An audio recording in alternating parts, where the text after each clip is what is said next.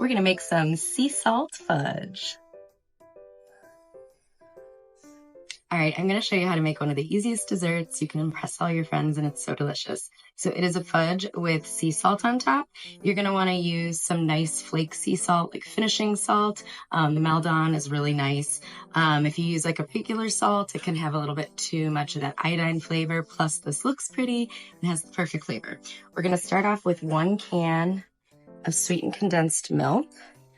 We're not going to be turning it into caramel like you do for a lot of other desserts, but we are going to be warming it up enough so that it can melt our chocolate. And basically it is 1 can of sweetened condensed milk to 3 cups of chocolate. And this is kind of nice. You can use like super dark chocolate, you can use milk chocolate, doesn't really matter. Just 3 cups. That way it solidifies enough so that you can slice it really easily. I'm actually doing a little bit of a mixture of 2 different chocolates. So I've got my mini chocolate chips, which will melt real quick and easy, and then some of my dark melting wafers just for that flavor. Plus it has a nice little sheen to it. So we're gonna go ahead and add this to the pot. There are not many things that I would put chocolate directly over heat, but this is going to go really quickly. Plus we've got all that sweetened condensed milk in there as well. Make sure your heat is just on like medium. You don't want this too hot. And just stir continuously. I'm going to turn that down a little. Stir continuously until your chocolate is melted.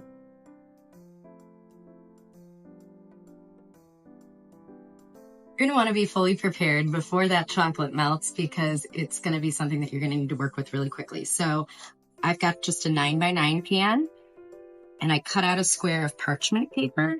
And if I can kind of crease those edges, it won't be perfect, but once that weight goes in, it'll stay put, and then just have your salt ready as well.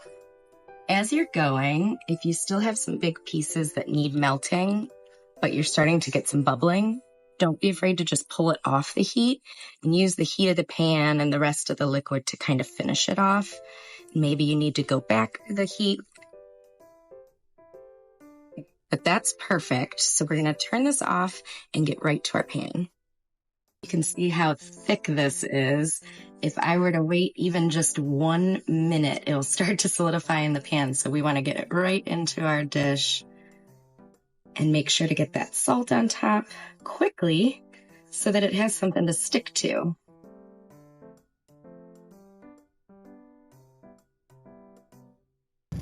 Don't be shy with your sea salt.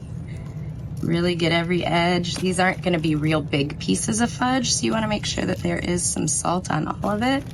You can see how quickly it's starting to set.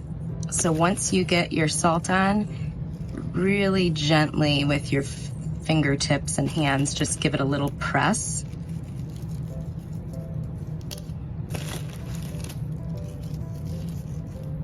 To make sure it all doesn't just fall right off.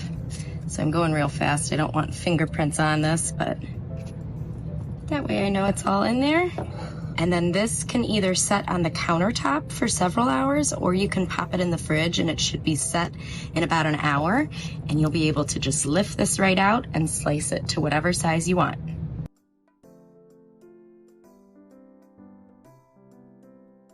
Okay, so this has been in the fridge for about an hour and a half and it's nice and set. So it's super easy to just pull this entire thing out. And then I will go to my cutting board and just cut pieces. It's perfect.